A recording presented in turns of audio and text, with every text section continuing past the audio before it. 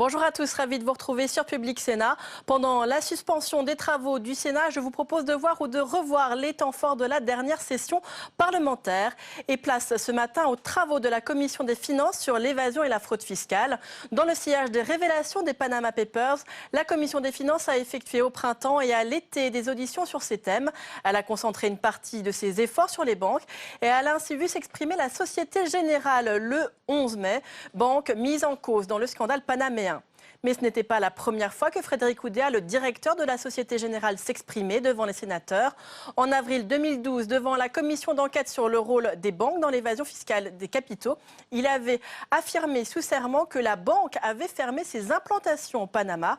Le sénateur Éric Bocquet, rapporteur de cette commission d'enquête, avait estimé, au vu des révélations des Panama Papers, que de telles déclarations pouvaient donner lieu à des poursuites pour faux témoignages.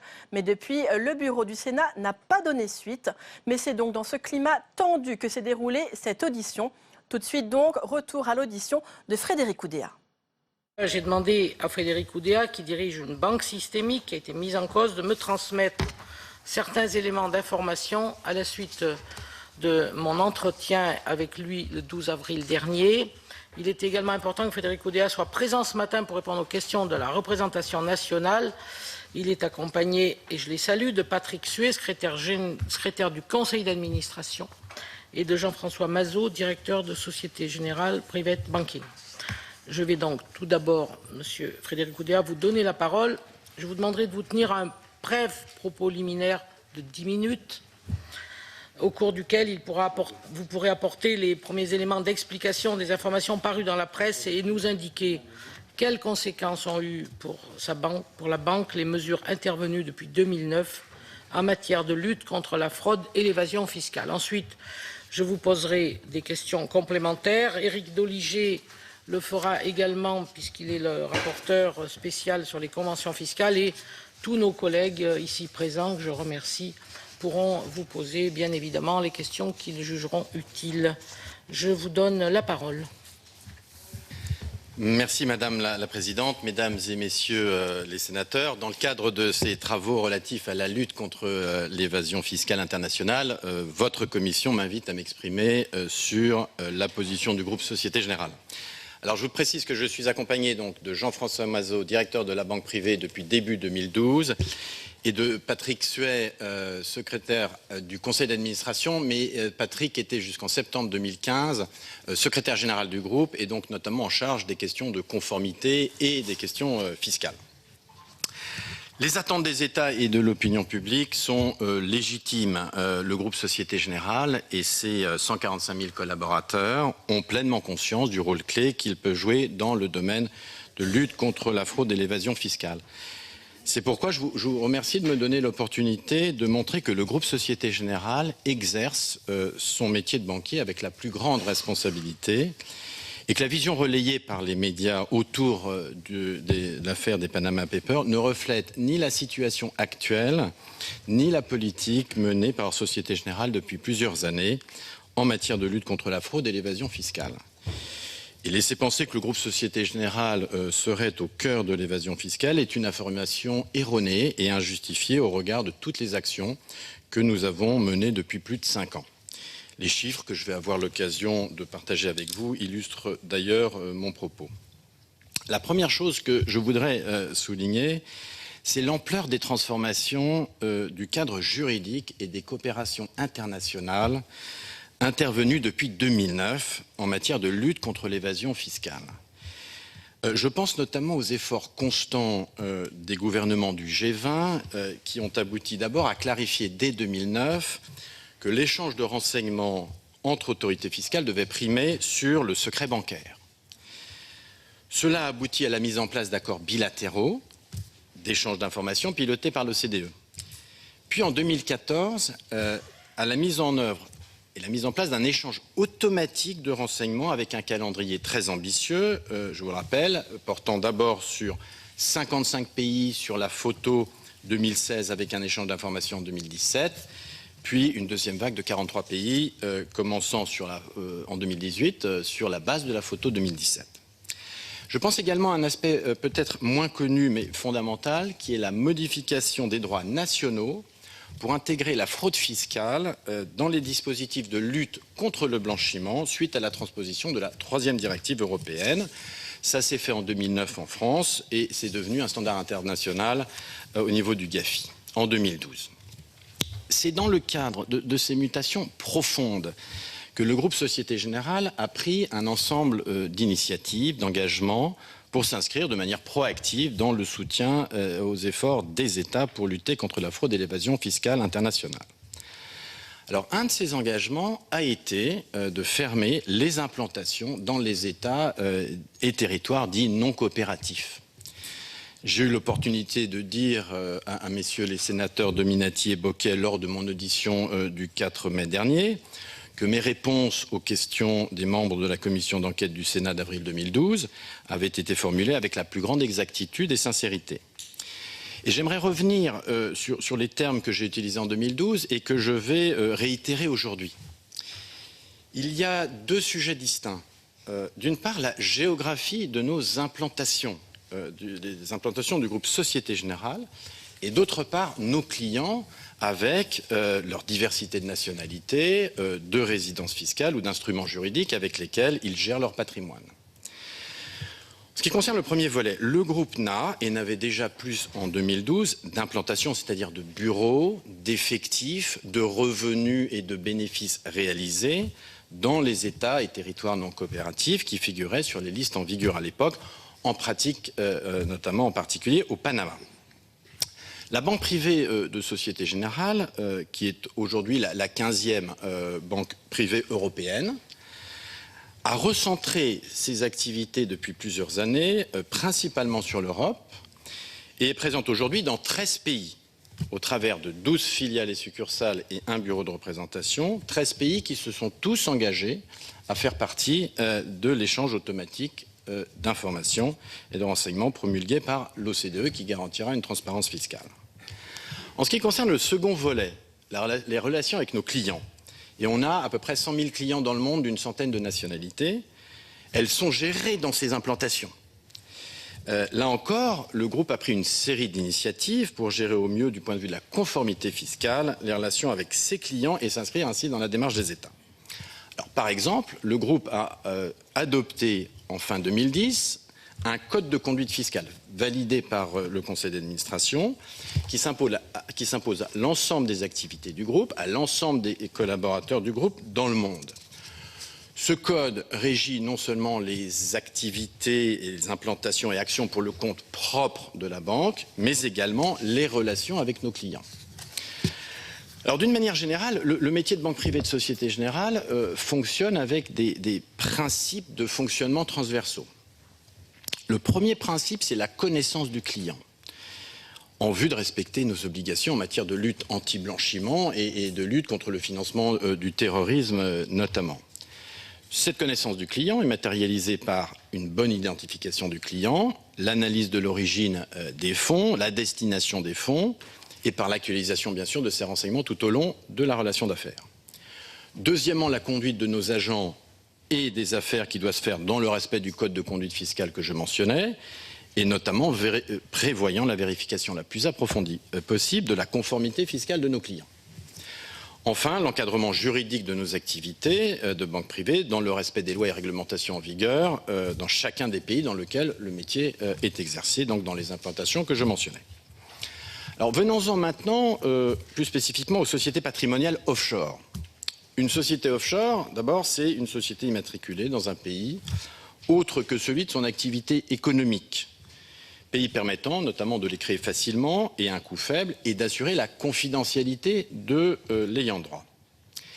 Des raisons légitimes peuvent tout à fait justifier de mettre en place ce type de société, comme par exemple organiser sa transmission dans des cas familiaux complexes, ou assurer, protéger l'ayant droit, notamment lorsqu'il réside dans des pays au cadre politique, au cadre juridique ou au cadre sécuritaire non assuré.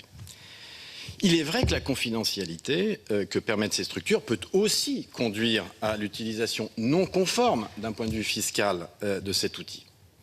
Mais c'est pourquoi la qualité des procédures de conformité et de connaissance client mises en place par la banque ainsi que la vigilance tout au long de la vie de la société et des services apportés est essentielle pour garantir la conformité au regard du droit fiscal. Dans ce cadre, le rôle de la banque peut être de fournir ce qu'on appelle un service fiduciaire, qui consiste notamment à créer la société patrimoniale pour répondre à la demande d'un client, c'est-à-dire immatriculer cette société, l'enregistrer dans le registre de commerce du pays concerné et assurer sa domiciliation. Typiquement, cette immatriculation se fait par des prestataires de services comme un cabinet d'avocats type Mossack Fonseca. Et puis assurer la gestion administrative de la société, à savoir le dépôt des comptes annuels, l'organisation de la vie sociale, la tenue des comptes bancaires. Ces services fiduciaires sont une activité marginale au sein de la banque privée et donc bien sûr du groupe Société Générale, tant en termes de nombre de clients que de revenus générés. Et Société Générale est particulièrement vigilante dans la conduite de cette activité. Elle est strictement encadrée par une série de procédures en application du Code de conduite fiscale et des instructions de lutte anti-blanchiment. Toute création de société pour le compte d'un client dans le cadre d'une prestation fiduciaire fait l'objet d'une revue par des acteurs indépendants du métier au sein de chaque implantation de Société Générale, acteurs de conformité dans le cadre aussi de la vérification fiscale qui ont un droit de veto. Société Générale, banque privée, identifie les bénéficiaires économiques finaux de ces sociétés offshore et vérifie la conformité fiscale des clients. Nous avons fait ainsi en 2015 70 déclarations de soupçons en lien avec les sociétés patrimoniales offshore, soit près de 40% du total des déclarations de soupçons de la banque privée. Par ailleurs, la tenue de compte de ces sociétés se fait à la Société Générale, comme je l'ai dit, dans des entités établies dans des États, comme la Suisse, le Luxembourg, qui se sont engagés à l'échange automatique d'informations. Il n'y a donc pas de compte au Panama. Et tous les comptes de ces sociétés patrimoniales vont faire l'objet de l'échange automatique d'informations, comme je le mentionnais, dès lors que l'ayant droit de cette société est dans la résidence fiscale d'un des 98 pays s'étant engagés dans le processus. Alors, nos relations avec Mossack Fonseca et les chiffres que je vais vous présenter ont fait l'objet d'un examen approfondi et indépendant de l'inspection du groupe qui s'est déployée dans toutes les implantations de banques privées. Ces chiffres sont le résultat de nos recherches à date et doivent être interprétés comme tels. Ils ont été communiqués au régulateur français, la CPR. Et l'inspection a reconstitué la série historique des créations, arrêts de relations des sociétés créées par une entité de Société Générale Banque Privée avec Mossack Fonseca, l'évolution du nombre de sociétés actives et analyser l'ensemble des dossiers des sociétés en vie et détenues par des résidents fiscaux français et de l'Union européenne. Alors, le nombre de sociétés patrimoniales offshore encore actives et immatriculées par Mossack Fonseca pour le compte de nos clients à la date du 30 mars 2016 est de 66, dont 6 présentent la double caractéristique d'être immatriculés au Panama et de concerner des résidents fiscaux français au nombre au total de 9. Je pense que ces chiffres permettent de remettre en perspective le sujet et le nombre de ces sociétés actives a été divisé par près de 10 depuis 2009.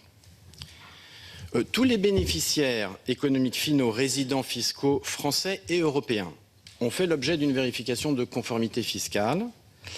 Lorsque le bénéficiaire économique final ne parvenait pas à nous démontrer cette conformité, les comptes de ces sociétés ont été soit fermés, soit bloqués.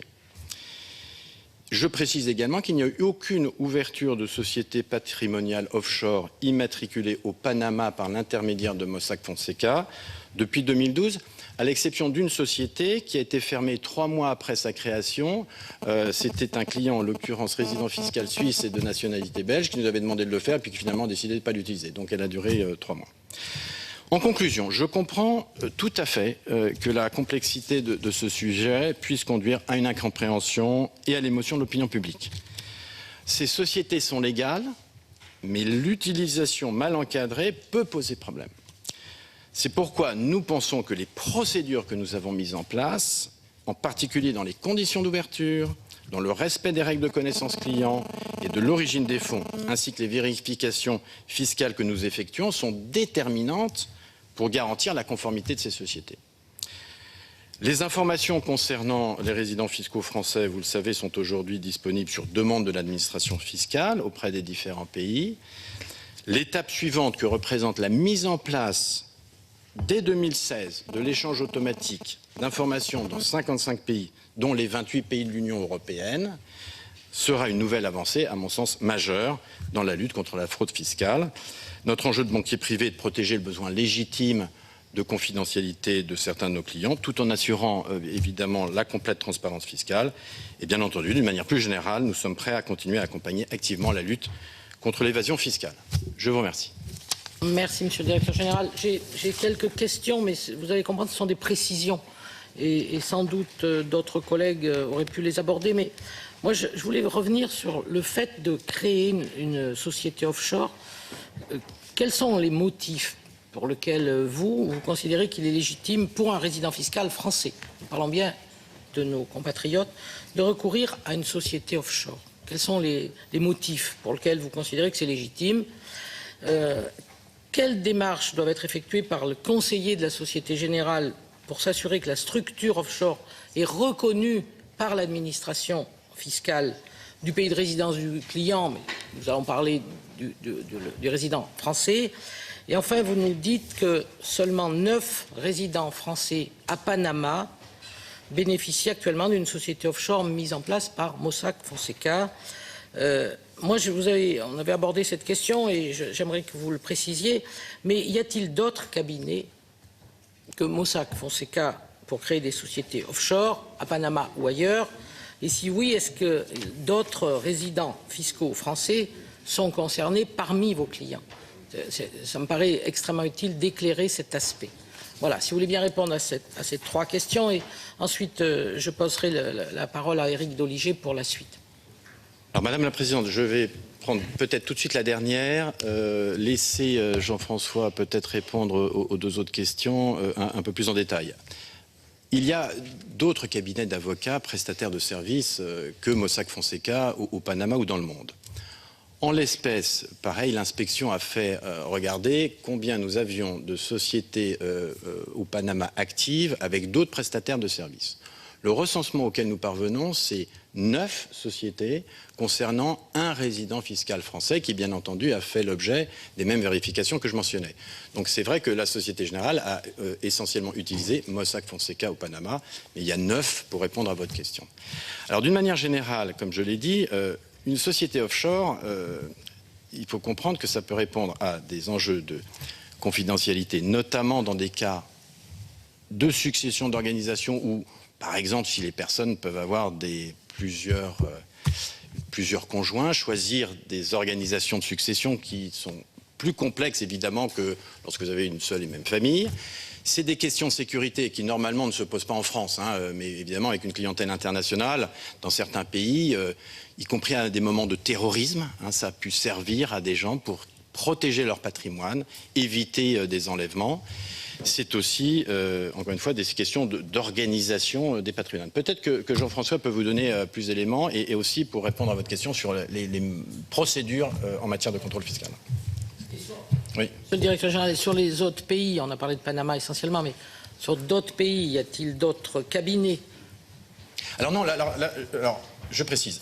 Nous, on s'est concentré d'abord sur Mossack Fonseca, parce que dans le temps imparti, Mossack Fonseca, les 66 pays, 66 compagnies, sociétés patrimoniales dont je parle, c'est dans l'ensemble du monde.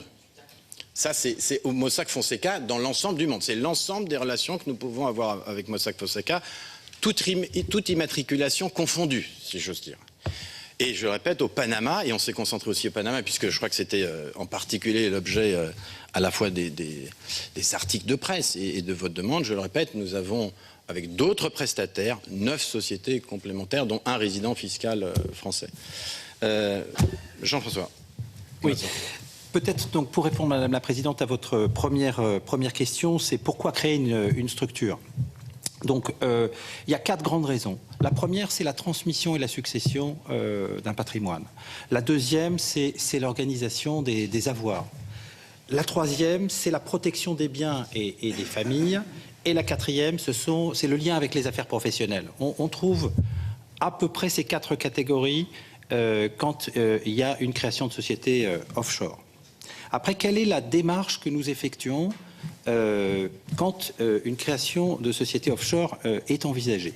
Alors d'abord, le code de conduite fiscale. Le code de conduite fiscale qui pose des principes liés donc au respect à la façon dont nos agents doivent se comporter par rapport à la façon dont ces sociétés sont créées. S'assurer que quand une société est créée, elle n'a pas pour objet de contrevenir aux lois et aux réglementations fiscales, pour commencer. S'assurer que cette société n'a pas pour unique objet un objet fiscal. Voilà deux principes importants du code de conduite fiscale qui doivent être respectés. Code de conduite qui a été mis en place, comme Frédéric Oudéa le rappelait, en 2010. Deuxième élément important à avoir à l'esprit, nous avons une procédure systématique dans toutes les implantations dans lesquelles il y a un service fiduciaire. Donc on peut créer une société, comme cela est le cas ici. Nous avons un comité qui est en charge de vérifier si nous considérons comme acceptable pour la Société Générale de créer une société. Et dans ce comité, vous avez un responsable juridique, un responsable fiscal.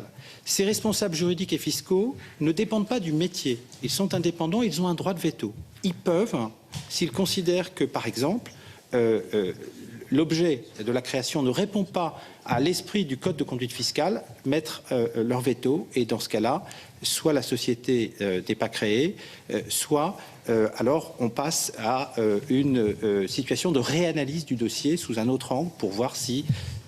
Vous pourriez nous préciser en fait qu'est-ce qui ne peut pas être fait par le biais donc d'un véhicule français, puisque vous dites qu'il y a des cas où ils peuvent mettre un veto.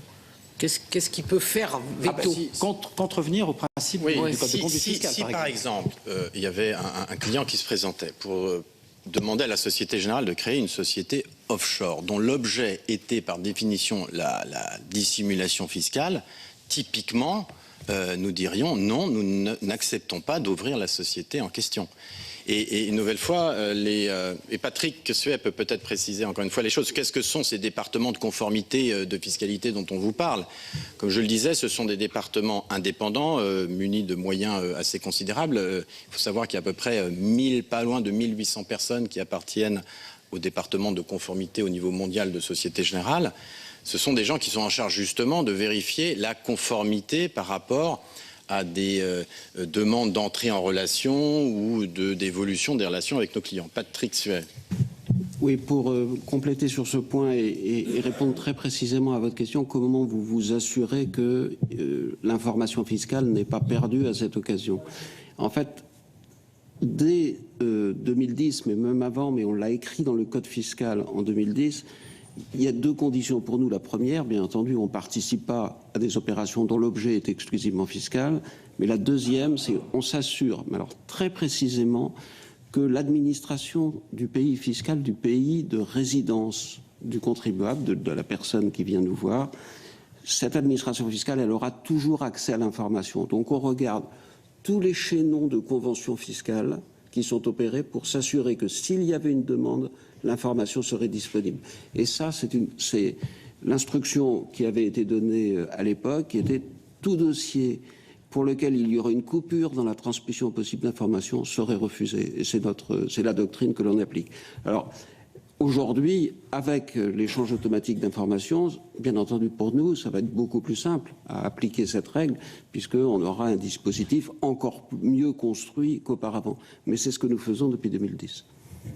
Et peut-être il faut vraiment bien vous rappeler que cet échange automatique d'informations, donc par exemple si vous prenez un résident fiscal français qui travaillerait avec nous au Luxembourg et qui aurait une société offshore, y compris au Panama, sur la photo 2016, c'est-à-dire aujourd'hui, il sera déclaré à l'administration fiscale du Luxembourg en 2017 et cette information sera automatiquement transmise à l'administration fiscale française.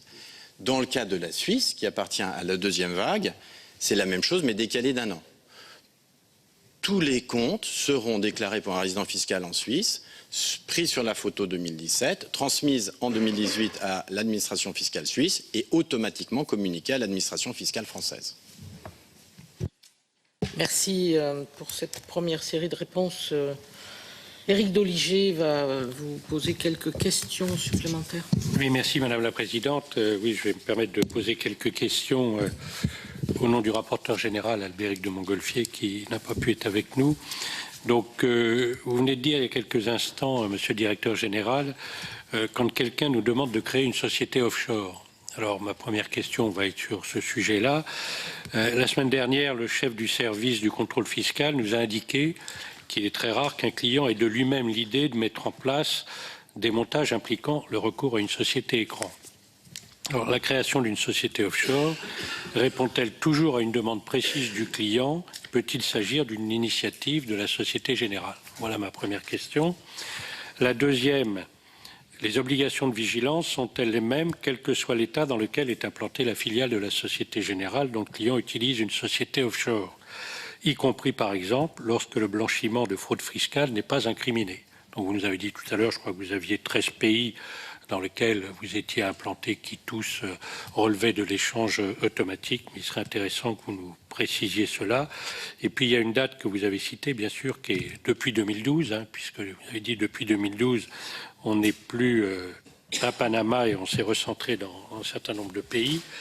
Et le 24 octobre 2012, la Société Générale a été sanctionnée par l'ACPR pour les carences affectant son dispositif de contrôle de la conformité de l'activité banque privée. À la suite de cette sanction, le dispositif de contrôle a-t-il été renforcé? Et puis un petit point que je rajouterai à titre personnel. Vous nous avez dit il y a quelques instants, on a un code de conduite et on fait attention à ce que la personne qui vient nous voir, lorsqu'elle souhaite une société offshore, n'ait pas pour unique objet l'aspect fiscal. Donc vous avez dit, n'est pas pour unique objet. Alors bien évidemment, j'ai bien noté qu'il y avait l'organisation des avoirs, les successions, protéger les ayants droit, la confidentialité, etc. Mais vous nous avez dit, pas pour unique objet l'aspect fiscal. Est-ce que cela veut dire qu'on peut vous apporter d'autres objets qui camouflent un peu l'aspect fiscal? Monsieur le Directeur Général. Essayer de répondre peut-être pas totalement dans l'ordre et le cas échéant me tourner vers mes deux collègues sur peut-être la sanction ACPR. C'est une mission qui a été conduite, qui s'est déroulée en 2010 sur 3 ou 4 mois et qui portait effectivement donc sur la banque privée en France. Je parle sous le contrôle de Patrick Suet, donc une banque privée assez différente dans la nature des clients et qui avait fait un certain nombre de recommandations et d'observations sur le dispositif effectivement de contrôle de conformité. Depuis, effectivement, les moyens ont été sensiblement renforcés. Je parle de mémoire, je vous citais les près de 1800 personnes travaillant dans le département conformité aujourd'hui de la Société Générale. Le chiffre a été à peu près doublé sur la période justement à peu près 2010-2016. Donc on a renforcé considérablement les moyens, également d'ailleurs dans les équipes de fiscalité.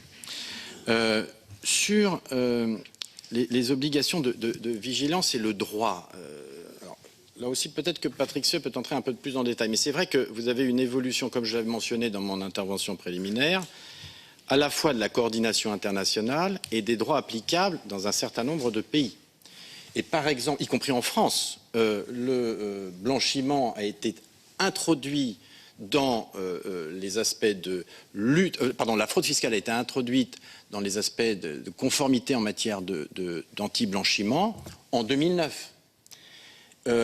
C'est devenu un standard international et ça a été introduit, alors c'est introduit par la Suisse en 2016 et le Luxembourg a prévu de le faire en 2017. Donc vous voyez qu'il y a une espèce d'harmonisation progressive des droits qui se fait à un rythme variable d'un pays à l'autre. Ce que nous avons essayé de faire, c'est ce que je mentionnais à travers ces règles transversales, c'est à la fois bien sûr de respecter les droits nationaux, mais d'établir des règles communes de fonctionnement applicables à toutes les entités, se traduisant notamment par le code de conformité fiscale qu'on mentionnait et des processus d'ouverture des structures, que là aussi nous avons rappelé, qui sont identiques dans les entités. Les fameux comités qui regardent les ouvertures en question avec des responsables de conformité, de fiscalité qui dépendent, je le répète, hiérarchiquement d'un patron à Paris et pas du métier. Donc ils n'ont pas comme incitation de les ouvrir au risque de faire peser un risque à la Société Générale. C'est quelque chose qu'on a déployé partout. J'ajoute, si vous voulez, dans ce processus d'évolution que vous mentionnez, que si je reprends l'évolution du métier Société Générale, il y a deux grandes phases. C'est un métier assez jeune à la Société Générale, c'est un métier qui s'est structuré à partir de 1996. Et juste pour vous mentionner, ça représente 3% des revenus de la Société Générale aujourd'hui. Il y a eu une première phase, début des années 2000 jusqu'à la fin des années 2000, de construction de ce métier, qui s'est fait à la fois par de la croissance organique, mais aussi par une série d'acquisitions. Par exemple, on a acquis une banque privée en Suisse, on s'est renforcé en Suisse en 2003. Phase de développement. Puis, à partir du début des années 2010, pour plein de raisons, y compris les impératifs stratégiques qui pesaient sur les banques dans la foulée de la crise financière, imposant de se refocaliser, mais aussi compte tenu justement des changements de l'environnement juridique et de la nécessité de renforcer les processus de conformité et de contrôle, on s'est recentré sur un nombre de pays plus limité. Donc phase de développement, recentrage. Quelques exemples de ce recentrage. On a cédé notre activité de banque privée au Japon. Nous avons cédé en 2014 des fonds de commerce que nous avions en Asie. Donc on a cédé nos clients asiatiques en Asie à une banque singapourienne. Nous sommes sortis également des États-Unis. Et une nouvelle fois, pour essayer, et c'est en cela que j'insiste moi sur cette double dimension implantation, relation client. On s'est reconcentré dans des pays qui vont faire l'objet de l'échange automatique d'informations.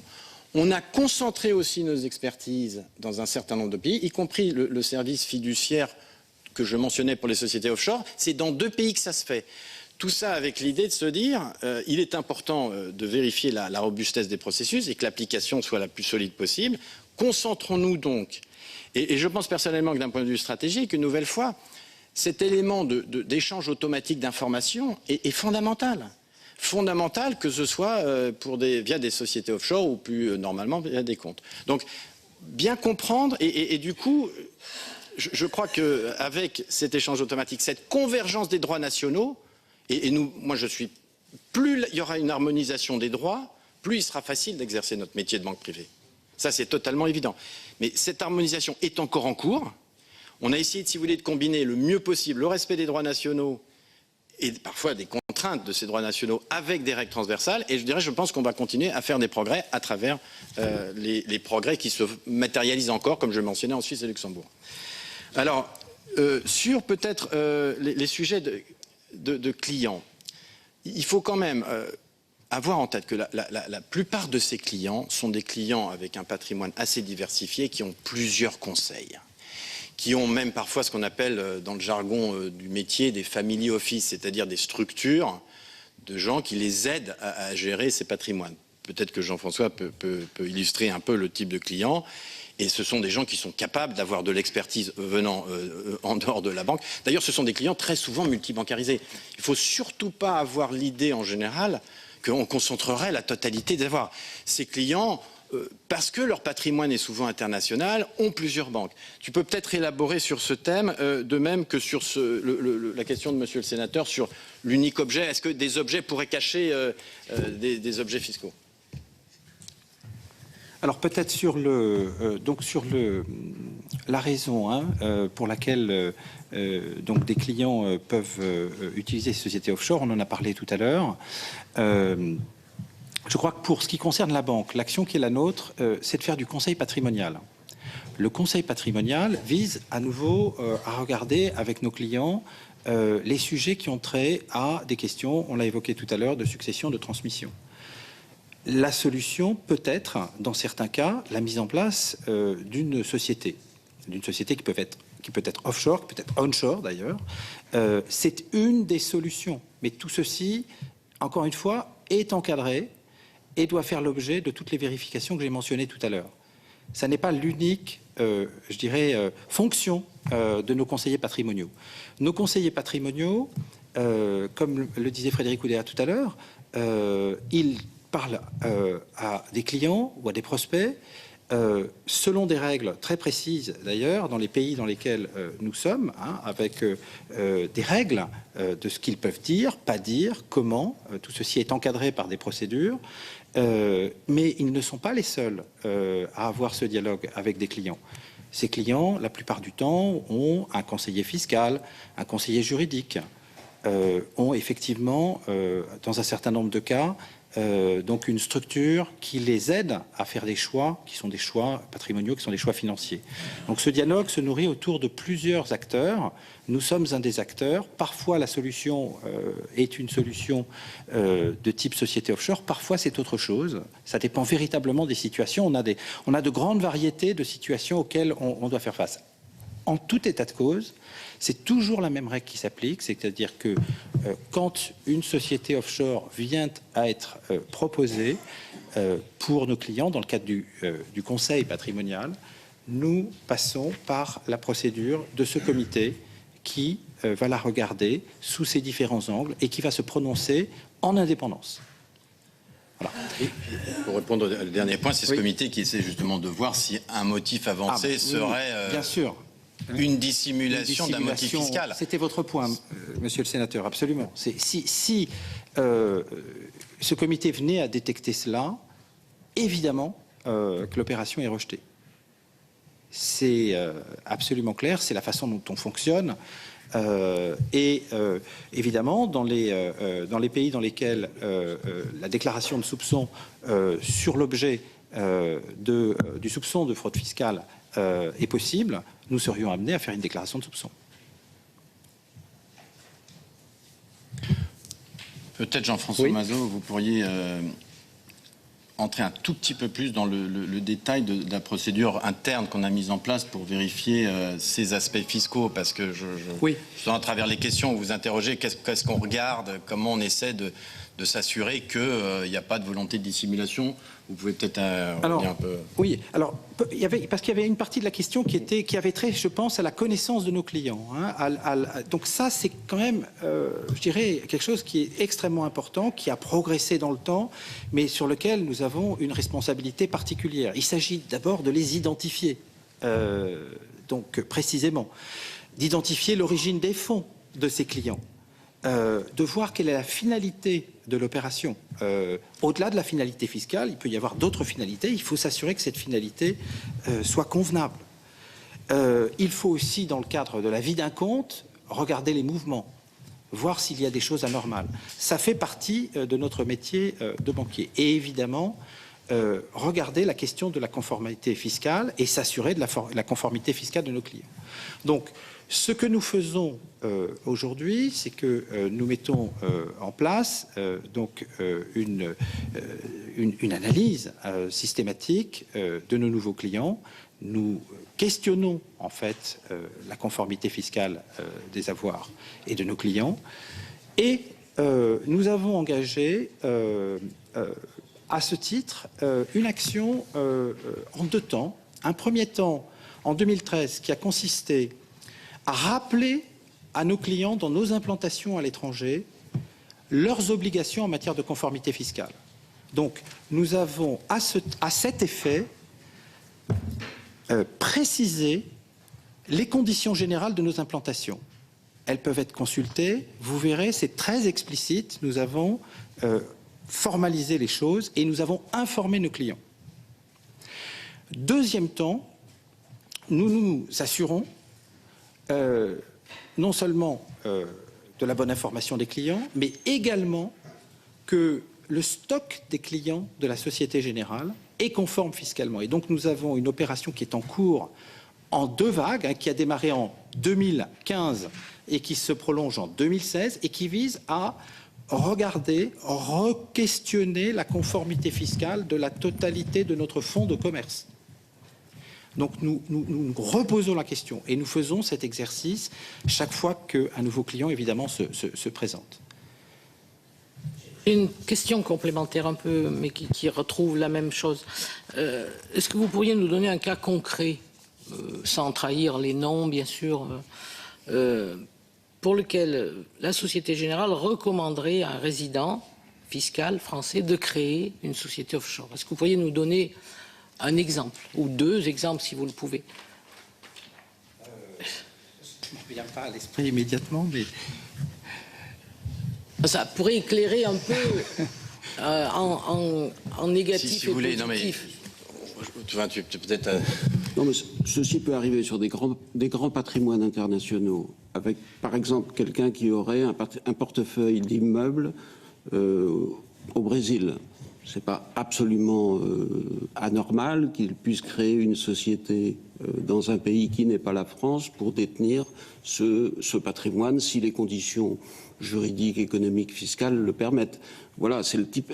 Et c'est souvent le cas de figure qu'on a. C'est-à-dire qu'on a ces sociétés, elles servent à isoler des morceaux de patrimoine qui ont soit un mode de gestion homogène, soit sont destinés à telle partie de la famille lorsqu'il s'agit d'organiser une succession, ou s'il s'agit d'opérations qui sont liées à des patrimoines industriels, répondent à une stratégie de l'entreprise que détient le client que l'on rencontre.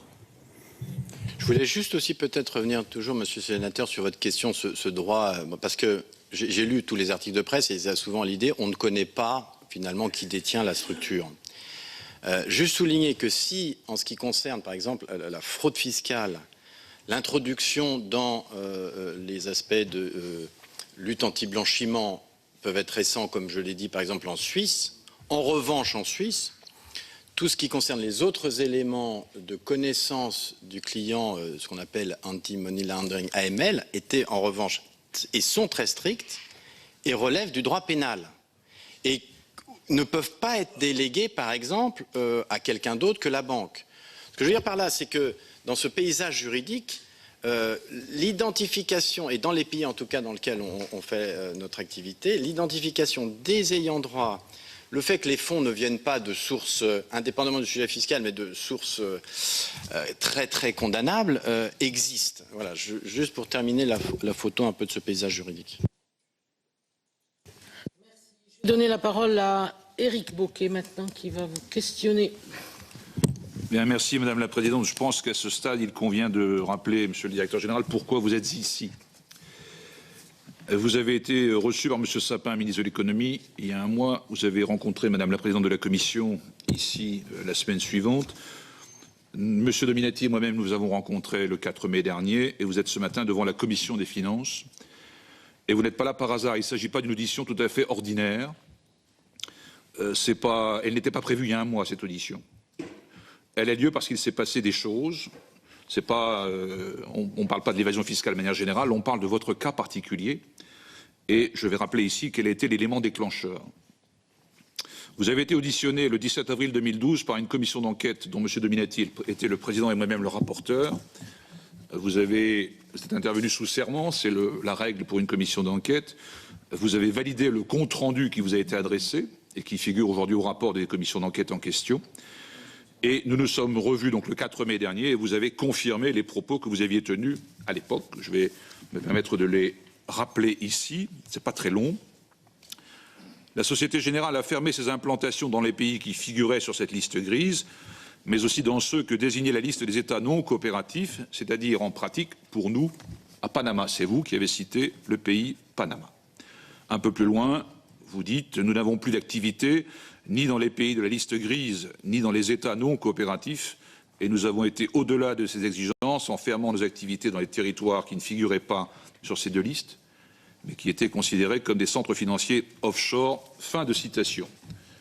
Et puis il y a eu les révélations de ce consortium international de journalistes d'investigation, début avril. Je vais juste citer un article publié dans Le Monde, dans l'édition du 7 avril.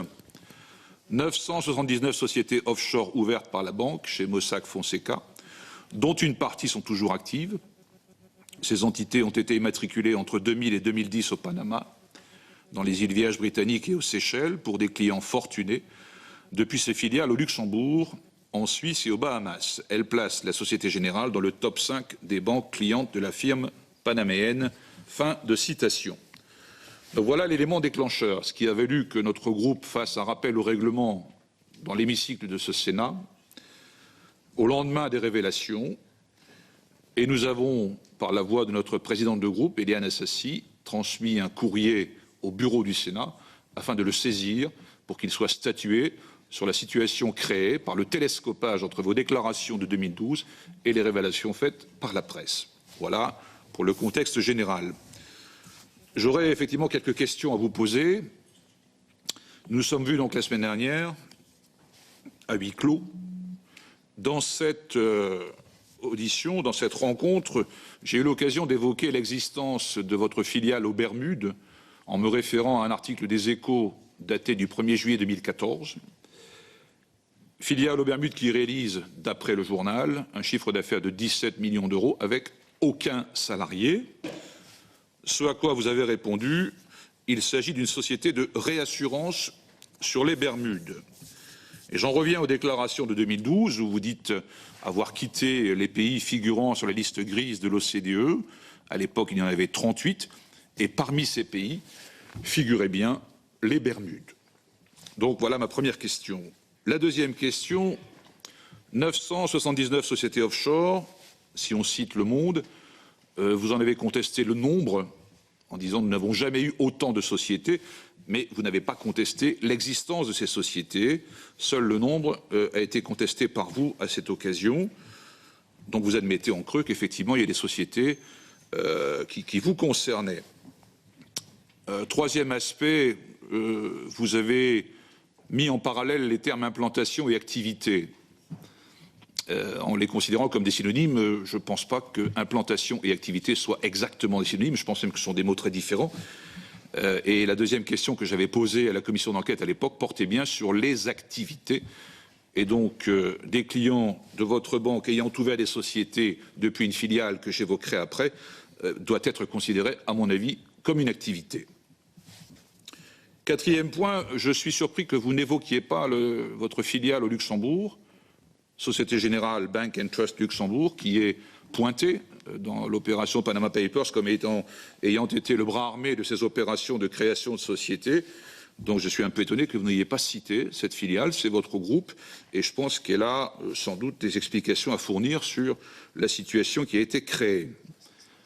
Cinquième point, vous avez dit à un moment donné, ou ce matin peut-être pas, mais dans les précédentes auditions ou dans la presse, que les sociétés avaient été créées par des clients. Mais ça a été rappelé tout à l'heure, le fameux principe du KYC, le Know Your Customer, vous devez connaître vos clients et ça induit des obligations fortes qui ont été rappelées, que je vais rappeler, qui interdit d'entretenir une quelconque relation d'affaires avec un client dont l'identité, la provenance et la destination des fonds et opérations ne sont pas assez connus pour offrir des garanties appréciables contre leur caractère illicite.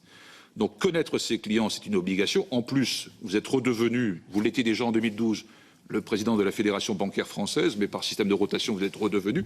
Et donc ça vous implique doublement sur le respect des règles prudentielles dans la gestion des comptes des clients. Donc voilà les 5 questions que je voulais poser en premier lieu. Et dernier point qui a été évoqué, dans l'audition du 4 mai, vous avez dit qu'effectivement il existait d'autres cabinets. Madame la Présidente a pointé cette question et vous aviez dit qu'il en existait 5, je crois. Est-ce que vous pourriez nous citer la liste nominative des cabinets que vous aviez en tête lors de l'audition du 4 mai?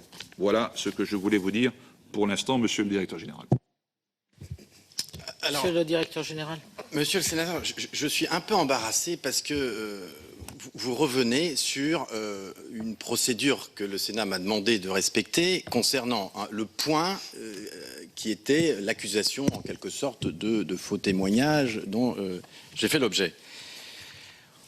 Je parle sous le contrôle du président Dominati. Au cours de cette audition du 4, j'ai eu l'occasion de revenir très en détail sur l'ensemble de mes déclarations et de confirmer, comme vous le savez, que j'avais répondu avec la plus grande sincérité aux questions. Alors je ne sais pas si c'est le lieu de reprendre exactement le texte.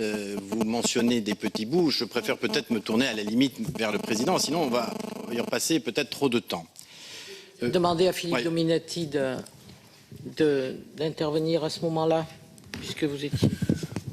Oui, bien sûr, Madame la Présidente, et pour informer mes collègues de la Commission des Finances, sur le point particulier qu'évoquait mon collègue Éric Bocquet, parce qu'en réalité, il y a un débat général et il y avait l'existence d'une commission d'enquête en 2012 devant laquelle M.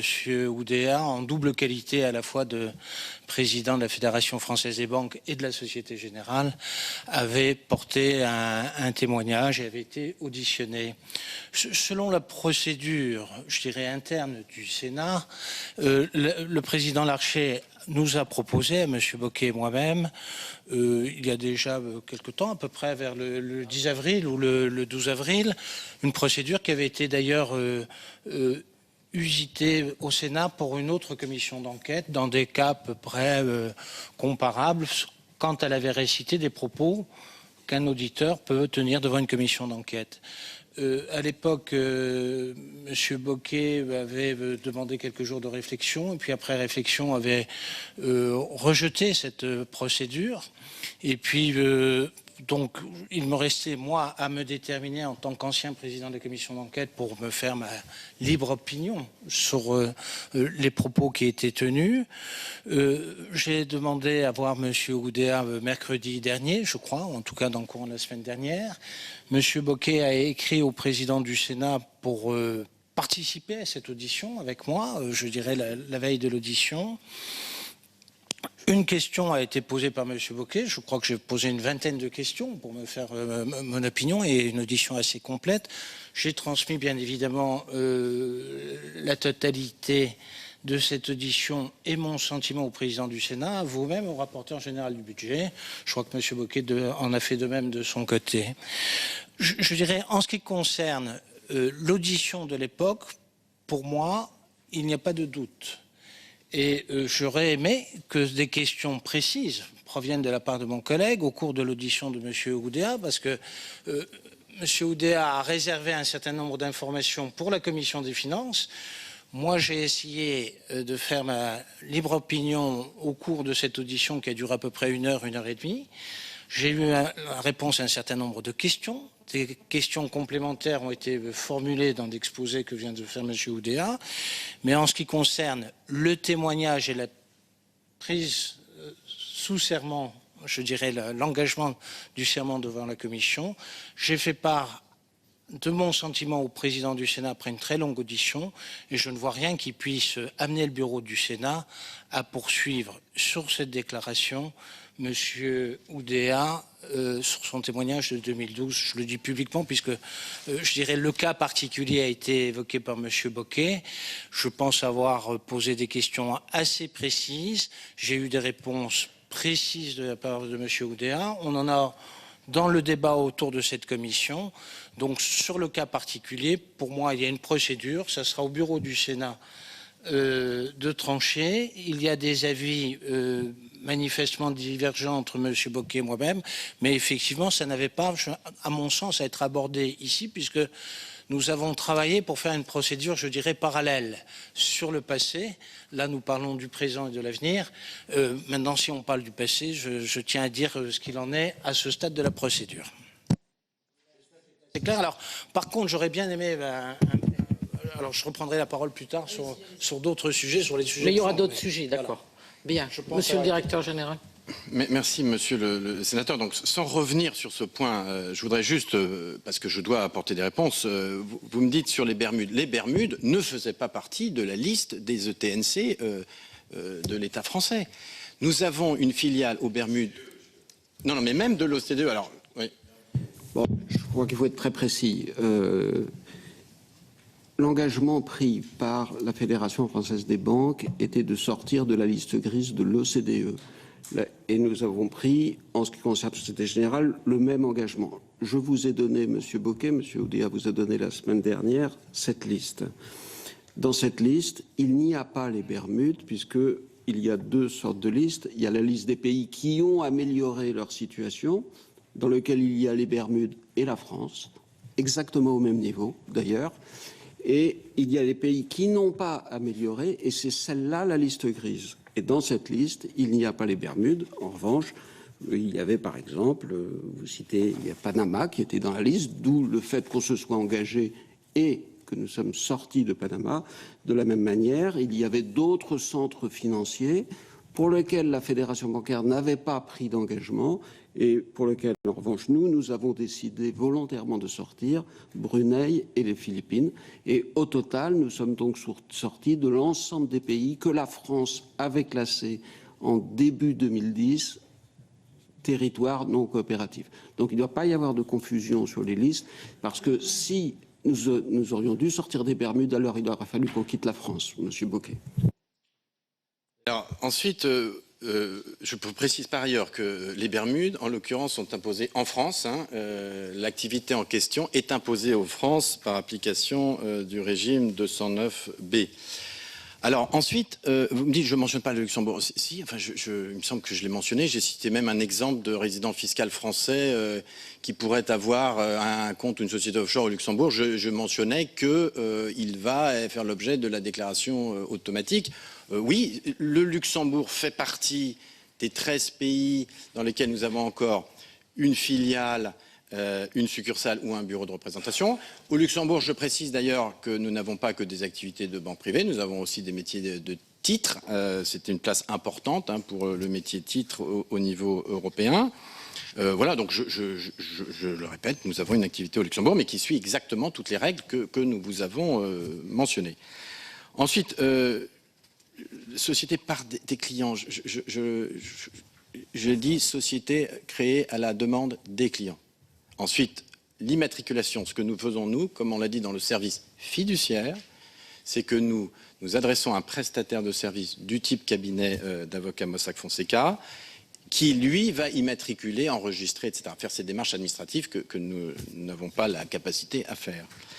Dernier point, vous mentionnez, alors en l'occurrence, puisque je répète, nous avons une inspection qui essaie de reconstituer, le chiffre de 5 est donc 9, je reconfirmais aujourd'hui. Le nombre de sociétés panaméennes avec d'autres prestataires de services, c'est 9, dont un résident fiscal français. Et très honnêtement, je n'ai pas en l'occurrence les noms des prestataires en question.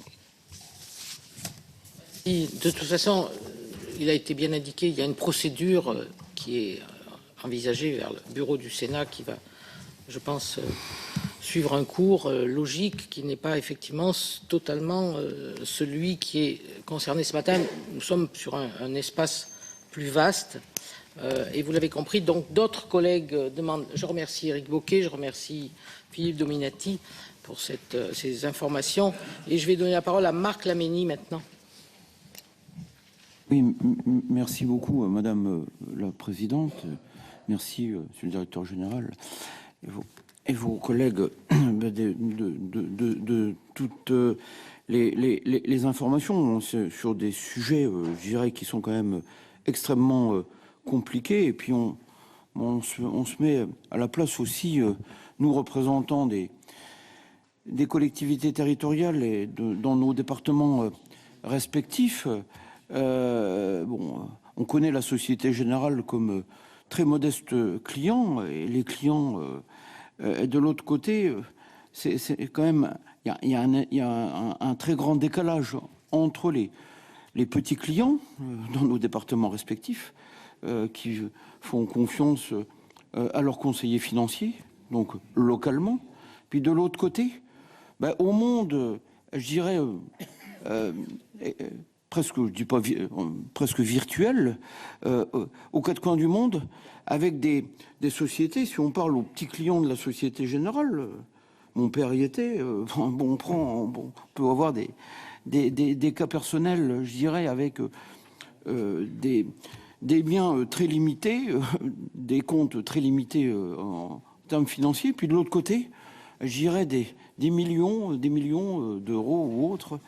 Et puis alors après, aux modestes clients, quand on parle de sociétés offshore et tout ça, c'est vrai qu'il faut se mettre à la place du modeste client. Et de l'autre côté, il y a de tels décalages, je dirais, qui nous interpellent complètement et dans lequel on s'y perd réellement. Alors là, nous, comme membres de la Commission des Finances, je dirais qu'on essaye d'être éclairé, essayer de comprendre les choses, la réalité des choses, ou la vérité des choses aussi. Dans un souci de rigueur, c'est vrai, on est quand même complètement un peu interpellé. Alors simplement, ma question, ça serait, je dirais, toutes ces sociétés qui sont ou filiales aux quatre coins du monde, je dirais, est-ce qu'on a une idée, parce que on raisonne sur le budget de l'État. Est-ce qu'on peut parler quand même d'une certaine forme de manque à gagner? Parce qu'on parle de fraude fiscale, on parle... donc, de l'autre côté, je dirais, des personnes qui ont réellement des grands moyens, des fortunes ou autres. Bon, après, quelle est quand même cette interprétation de manque à gagner en termes... Parce qu'on a beau avoir l'administration fiscale et les serviteurs de l'État qui font au mieux, mais réellement, il y a quand même beaucoup de choses qui nous échappent et qui leur échappent aussi, il faut le dire. Donc, on essaye de quantifier, de raisonner en termes financiers. Voilà, merci. Si, mes chers collègues, si vous voulez bien, Monsieur le Directeur Général, je vous propose de prendre une série de 3 collègues peut-être, parce que les questions risquent de se recouper. Donc, je vais donner la parole tout de suite à Richard Yung, ensuite à Michel Bouvard. Merci, Madame la Présidente. Trois questions. Vous comprenez quand même notre malaise vis-à-vis de ce système des sociétés offshore, j'y arrive. Vous nous avez donné 4 raisons. Certaines sont d'ailleurs à la limite de la moralité, mais enfin, ça, nous ne mélangerons pas les valeurs morales et les activités. Et au fond, on se dit, tout ça n'apporte pas grand-chose à l'économie, et entre autres à l'économie française ou européenne. On se demande, au fond, à quoi ça sert à un moment où nous menons, nous, un certain nombre d'observations et de discussions pour obliger les grandes sociétés américaines à payer leurs impôts sur le lieu de leurs activités en France et en Europe. Donc on a là une difficulté que vous devez comprendre. Alors bien sûr, ce n'est pas dans notre pouvoir de supprimer le statut offshore qui doit dépendre du droit de chaque pays, j'imagine. Mais en même temps, je crois qu'on peut dire que ça ne devrait pas être quelque chose d'encouragé. Voilà, ce n'est pas quelque chose qui apporte au pays, à d'autres pays ou à l'Europe. En dehors même de la partie fraude fiscale qui, elle, est directement mal intentionnée. Mais pour le reste, au fond, ce n'est pas très, très utile. Et je pense en plus au cas de Panama, que vous avez indiqué avoir réglé. Mais à Panama, vous le savez certainement mieux que moi, souvent les titres étaient aux porteurs. C'est-à-dire que personne ne savait en fait qui étaient les propriétaires. Même pas d'ailleurs les autorités panaméennes. C'est d'ailleurs ce qu'ils nous disaient, puisque nous avions eu un débat ici où le Sénat, avec beaucoup de sagesse, avait refusé de ratifier la convention fiscale avec Panama. Bon, ensuite, les choses ont évolué, mais on avait quand même senti que c'était pas... Bien, donc je voulais vous interroger là-dessus. Je voulais vous demander aussi, c'est plus concernant la Société Générale, qui est la deuxième banque française, donc vous avez 140 000, 150 000 emplois, vous êtes un grand employeur. Qu'est-ce qui fait au fond que la Société Générale apparaît plus que les autres banques françaises, je veux dire, dans cette histoire des Panama Papers? Est-ce que les autres sont beaucoup plus vertueux ou est-ce qu'il y a une explication de votre stratégie des années précédentes? Est-ce que vous pouvez l'expliquer? Voilà, je m'arrêterai là. Merci, Michel Bouvard.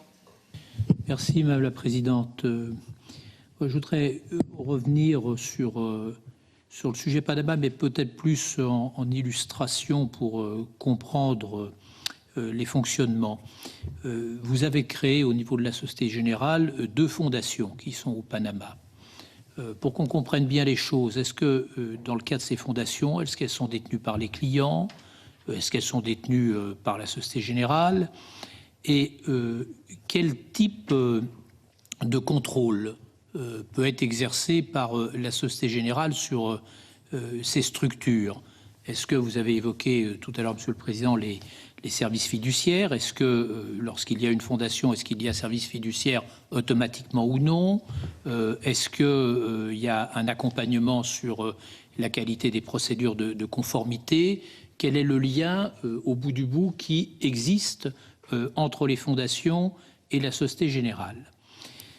Et puis, d'une manière générale, peut-être prolongeant ce qui vient d'être évoqué par Richard Yung, lorsqu'un client demande la mise en place d'une société, vous avez rappelé tout à l'heure, évidemment, le fait qu'il y a cette activité de banque privée, mais que ces sociétés, finalement, représentent une faible part de chiffre d'affaires. La Société Générale, dans certains cas, vous l'avez rappelé, peut se voir confier un mandat financier. Dans d'autres cas, se contenter d'une mise en relation d'un client avec un cabinet d'avocats, par exemple Mossack Fonseca. Quelle est la différence dans le rôle de la Société Générale dans ces deux cas de figure, et qu'est-ce qui en résulte finalement en termes de rémunération pour la banque? Qu'est-ce qui en résulte en termes d'intérêt à moyen et à long terme pour votre groupe? Et puis peut-être une toute dernière question. Vous avez évoqué les 70 déclarations de soupçons qui ont été faites en 2015.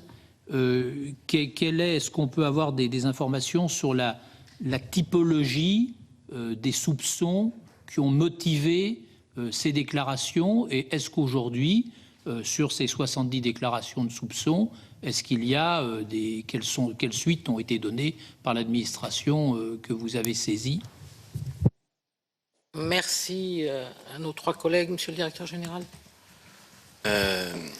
Madame la Présidente, Messieurs les sénateurs, ce que je vous propose, c'est sur la partie spécifique déclaration de soupçons, Patrick Suet vous répondre. Jean-François Mazot pourra entrer peut-être plus encore dans le détail que moi sur les fondations. Je vais vous apporter quelques éléments de réponse. Mais je voudrais revenir sur votre interpellation, finalement, que je comprends tout à fait. Au fond, comment comprendre, comment s'assurer que ces sociétés offshore sont conformes, finalement, comment un client particulier classique peut, lui, comprendre ce monde. Je le comprends très bien. Je voudrais juste, au fond, vous expliquer pourquoi nous sommes dans les métiers de banque privée internationale. Voilà, pourquoi nous sommes dans les métiers de banque privée internationale. Absolument. Alors, la Société Générale, c'est vrai, depuis son origine, elle a été créée il y a plus de 150 ans, a dès le début une vocation déjà internationale. 2 ans après sa création, on partait à Londres, on avait un réseau en Russie qui est un des plus importants avant la révolution russe. Bref, le cœur de l'ADN Société Générale, ça a toujours été d'aller déjà à l'international. Cette activité historique aussi s'est appuyée d'abord sur des relations avec des entreprises.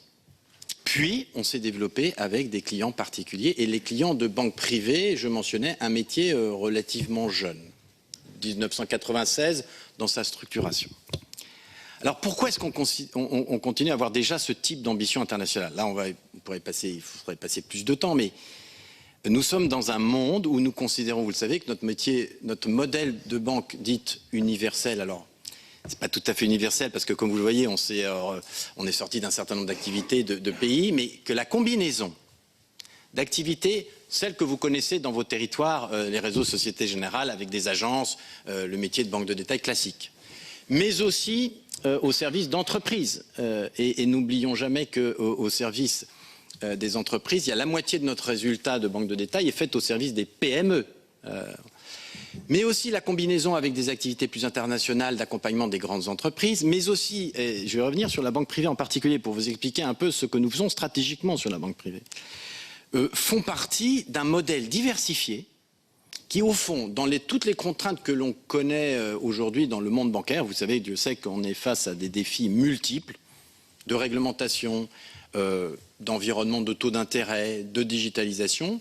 Ce modèle diversifié nous permet de continuer à avoir un projet motivant pour nos salariés, motivant pour nos actionnaires, de développement, et au fond de faire face, le cas échéant, à une crise qui peut se développer par rapport à une banque qui serait dans un seul pays ou dans une seule activité. Donc nous sommes dans le monde incertain dans lequel on a envie de continuer à avoir un modèle diversifié, qui pose très bien, et vous posez très bien la question, au fond, je l'ai moi-même, au fond, comment facilement expliquer, par exemple, y compris à nos salariés Réseau France, ce qu'on fait en banque privée. Je suis confronté à cette question, donc je mesure parfaitement.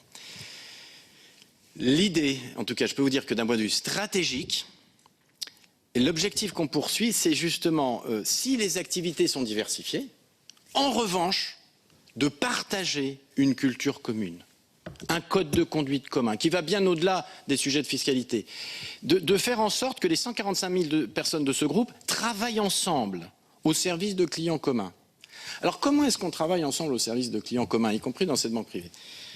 Sur la banque privée, par exemple, en France, on a mis en place, là aussi Jean-François Mazot pourra répondre plus en détail à des questions si vous en avez, un nouveau modèle où on permet à nos clients individuels, comme les chefs d'entreprise de PME, qui ont bien souvent des aspects aussi patrimoniaux en tête, on a mis en place un modèle intégré où on leur assure à eux leur service bancaire, leur compte courant, leur carte de crédit pour leur famille, etc., mais aussi un service à leurs entreprises, qui peut aller depuis l'aide au financement d'une acquisition, s'ils ont en tête, l'accompagnement dans la cession de l'entreprise, s'ils veulent au contraire céder leur entreprise, tous les services financiers de cash management, l'accès à l'exportation à travers nos réseaux. Donc ce que je voudrais dire, c'est que par rapport peut-être à l'idée que vous avez, mais qui au fond c'est juste une somme d'activités qui ne sont pas cohérentes, je peux vous garantir que l'objectif au contraire que l'on a, c'est de les gérer de manière totalement cohérente. Et pour vous donner juste un chiffre, parce que je ne vais pas vous abreuver de chiffres, mais on a, dans le cadre de nos résultats trimestriels communiqués, le montant de revenus généré par plusieurs métiers, plusieurs géographies au sein de Société Générale. Eh bien, c'est 30% du total. Pour vous montrer que nous ne sommes pas un ensemble disparate d'activités non cohérentes, mais qu'au contraire, on essaie au maximum d'avoir un ensemble d'activités cohérents et, je répète, en synergie. Alors effectivement, vous le dites très bien, pour un particulier français qui a son compte en banque à la Société Générale ou ailleurs, l'idée d'avoir à structurer son patrimoine parce que vous avez des propriétés, comme le disait le cas échéant Patrick, au Brésil, à Londres, aux États-Unis, des actions de multiples entreprises.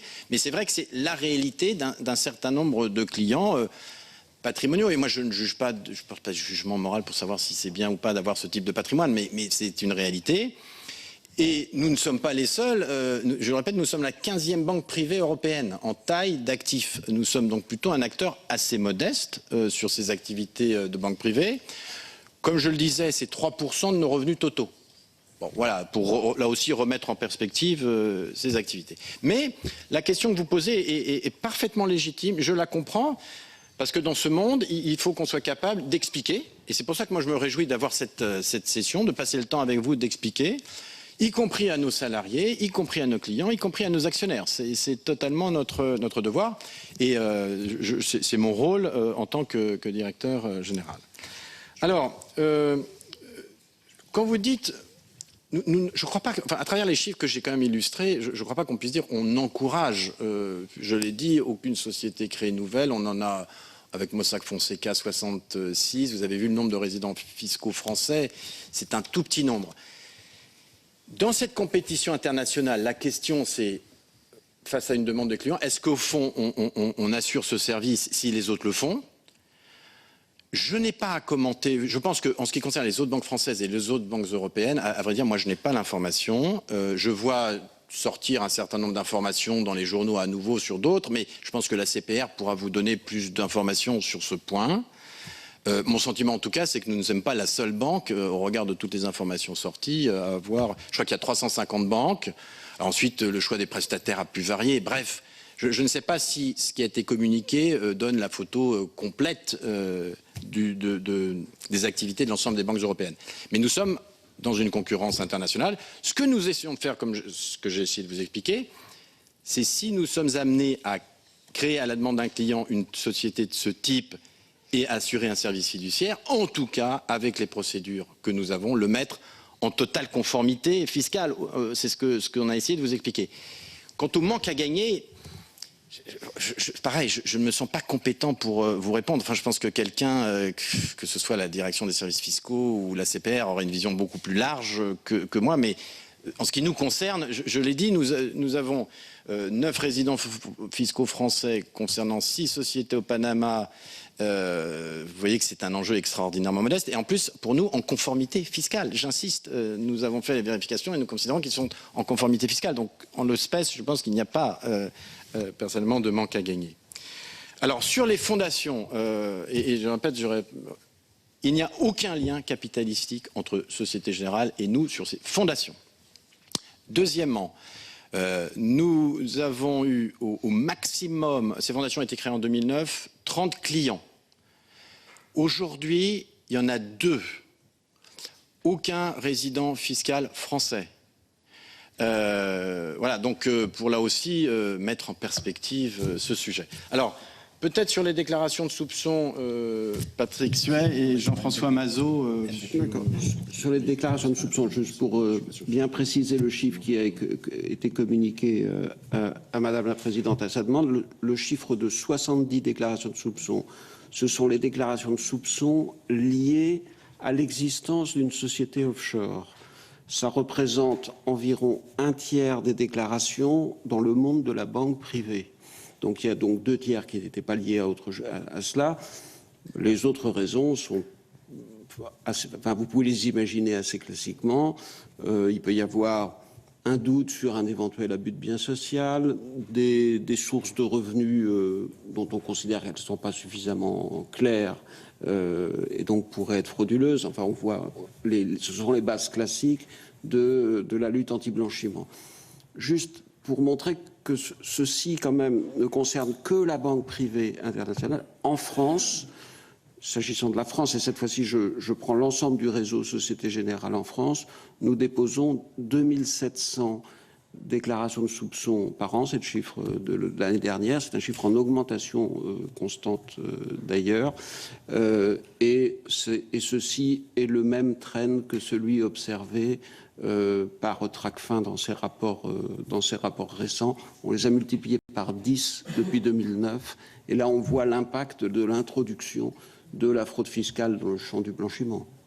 Et quoi, 40% à peu près des déclarations? Ces 40% sont liés à un soupçon de fraude fiscale.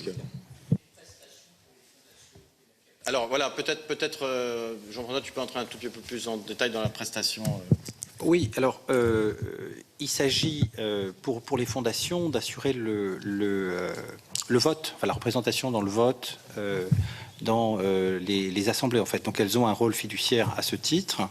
Et comme le disait Frédéric Oudéa, la Société Générale n'a pas de lien capitalistique avec ces fondations. Hein, voilà. Je peux peut-être juste compléter comme si vous le souhaitez, je peux peut-être compléter un point, un mot sur la Société Générale en France et en ce qui concerne la banque privée spécifiquement. On a fait exactement le mouvement, je dirais inverse, d'un certain nombre d'acteurs de banques privées. Nous avons décidé en France de renforcer notre banque privée sur le territoire. Nous étions présents physiquement dans 8 villes en matière de banque privée. Nous avons décidé de nous implanter dans 80 villes. Et justement pour être au plus près des entrepreneurs, au contact avec l'économie réelle, dans ce qui est quand même un sujet très important, qui est justement la succession, la transmission des entreprises. Et nous avons un rôle ici à jouer. Et nous considérons que ce métier, spécifiquement, est particulièrement positionné pour répondre à cette problématique et aussi en lien, évidemment, avec la partie, je dirais, la banque de financement au sein du réseau Société Générale.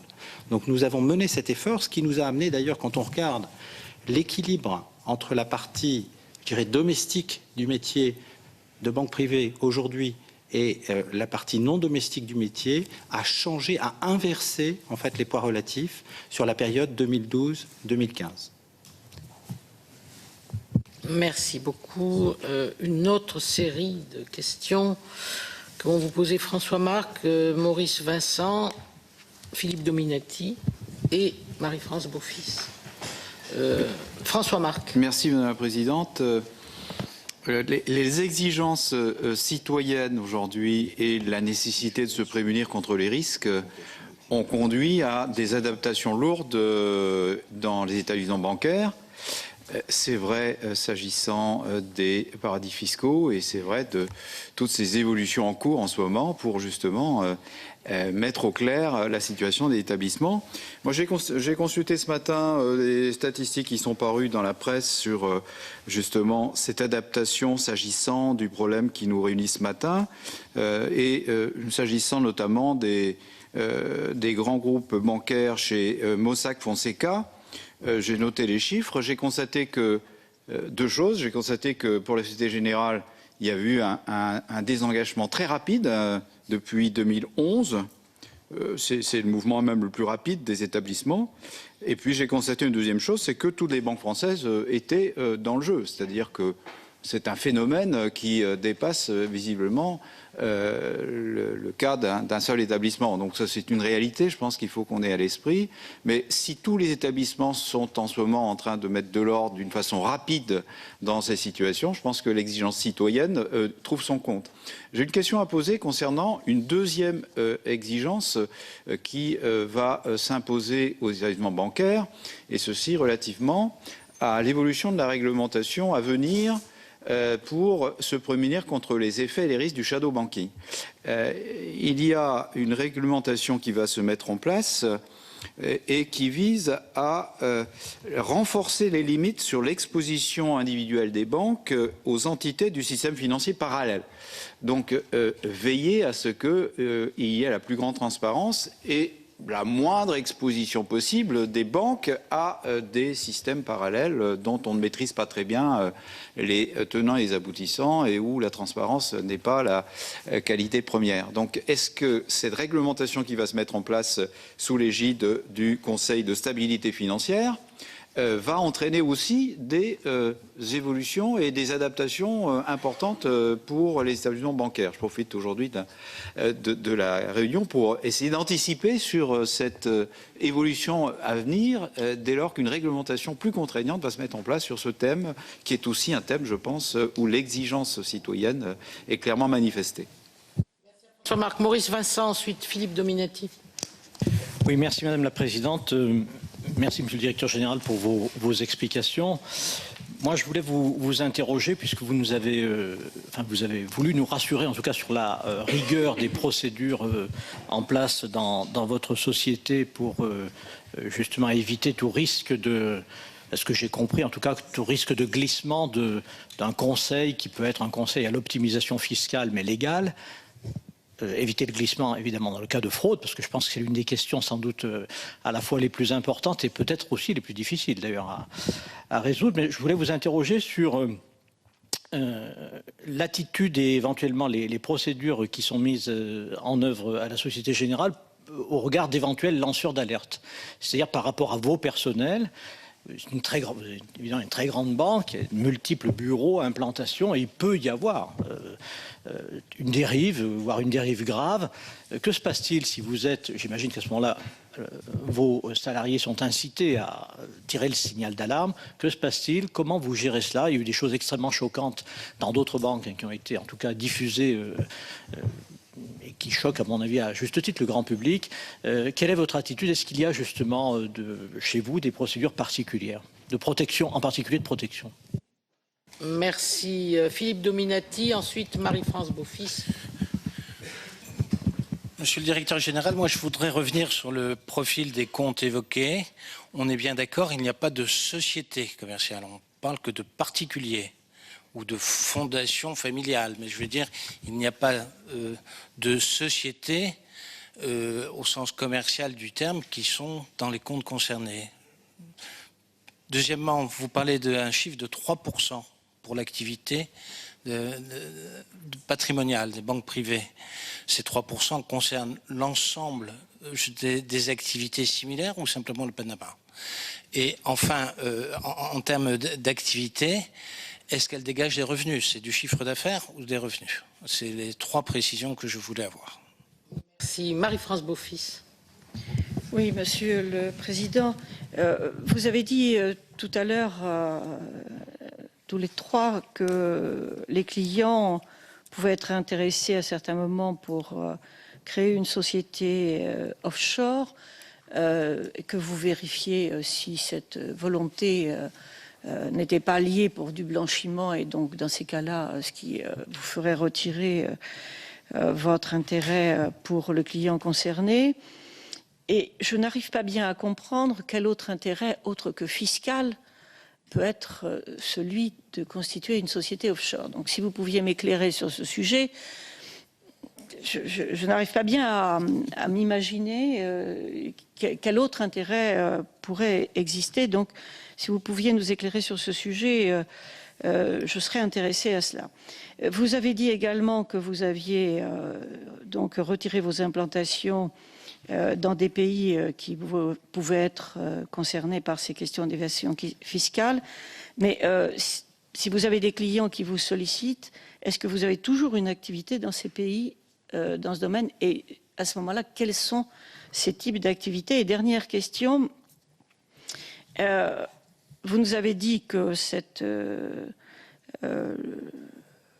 la part d'activité que vous aviez sur ces domaines liés à des clients demandant une pratique offshore, ça représentait à peu près 3% de vos revenus totaux, si j'ai bien compris. Moi, j'aimerais savoir si vous pourriez nous donner parallèlement comment évolue votre intervention en tant que banque plus largement dans le domaine du financement de l'économie et dans le domaine du financement des infrastructures, et particulièrement en France, c'est-à-dire quelle est la proportion que vous consacrez et est-elle en évolution positive ou non? Monsieur le directeur général. Peut-être, si vous me permettez, clarifier les chiffres. Parce que vous allez voir que l'activité dont on parle est infinitésimale, même par rapport à 3%. La Société Générale, c'est grosso modo 25 milliards d'euros de revenus dans l'ensemble de ses activités. L'ensemble des activités de banque privée, l'ensemble, représente à peu près 3% du total. L'activité de services fiduciaires aux sociétés offshore dont on parle, et là aussi je parle de mémoire, mais c'est de l'ordre de, c'est quoi, 2 millions d'euros? Oui. Donc, l'activité dont on parle, c'est 2 millions d'euros rapportés à 25 milliards. Si je ne me trompe pas, c'est donc du 0,01% du total. Enfin, si je ne me trompe pas dans mes calculs. Ah, même à zéro. Bon, enfin, bref. Ce que je veux dire, non mais ce que je veux dire par là, c'est que c'est une activité totalement marginale, tant dans les nombres que je vous ai communiqués que dans les revenus générés. Et ça ne se... Pardon ? Mais je prends votre point, Madame la sénatrice. Attendez, je prends totalement votre point. Ça rejoint le... Mais vous voyez à quel point... Non mais vous voyez à quel point c'est dans un souci, selon nous, d'apporter un service aux clients et qu'on essaie de faire en totale conformité, comme je l'ai expliqué. Ça n'est pas une source de revenus significative du total, mais vous posez une excellente question auquel nous sommes confrontés aujourd'hui. Je le mesure, ayant la charge de la réputation du groupe, le poids que ça peut avoir en image et la complexité d'expliquer. Donc, je prends totalement ce point. Mais je voulais juste rétablir les chiffres pour vous montrer à quel point c'est totalement petit. Alors ensuite, je voudrais revenir sur le shadow banking, la question du sénateur Marc. D'abord, qu'est-ce qu'on appelle shadow banking? Là aussi, il faut qu'on soit clair. C'est au fond, en général, c'est un terme qui est un peu péjoratif, mais c'est tout ce qui n'est pas régulé d'un point de vue bancaire. Ce sont des acteurs de nature très différente. Ça peut être des compagnies d'assurance, des gestionnaires d'actifs, ce qu'on appelle les hedge funds, vous savez, donc des gestionnaires d'actifs, mais enfin qui ont des stratégies plutôt d'arbitrage de court terme. C'est le monde du private equity. Des acteurs, vous savez, qui lèvent beaucoup de fonds et puis qui achètent des entreprises qui ne sont pas forcément listées. Bon.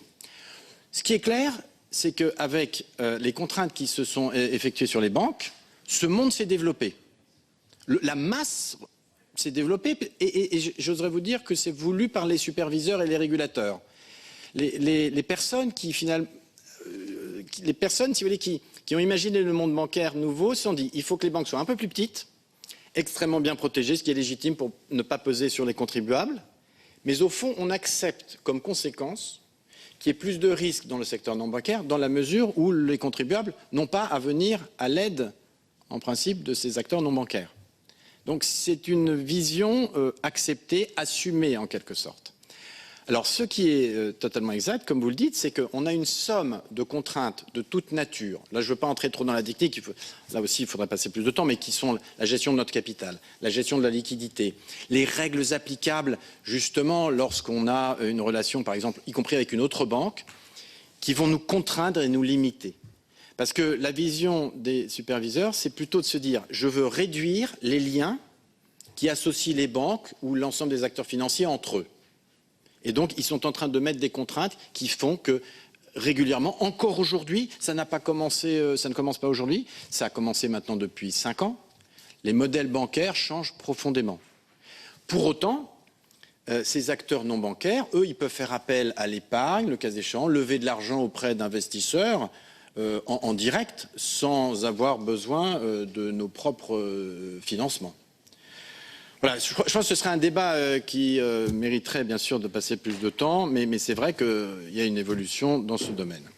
Les lanceurs d'alerte, monsieur le sénateur Vincent, il y a un dispositif qui existe à la Société Générale et on va dire d'une manière plus générale dans les banques, quand on raisonne système de contrôle et de conformité, le lanceur d'alerte et le dispositif le protégeant et le système qui va permettre sur la base d'une alerte d'aller vérifier ce qui peut être dit, parce qu'il peut y avoir des alertes qui ne soient pas fondées, il faut être, bien sûr, il faut aller vérifier, existe et fait partie de la panoplie, on va dire.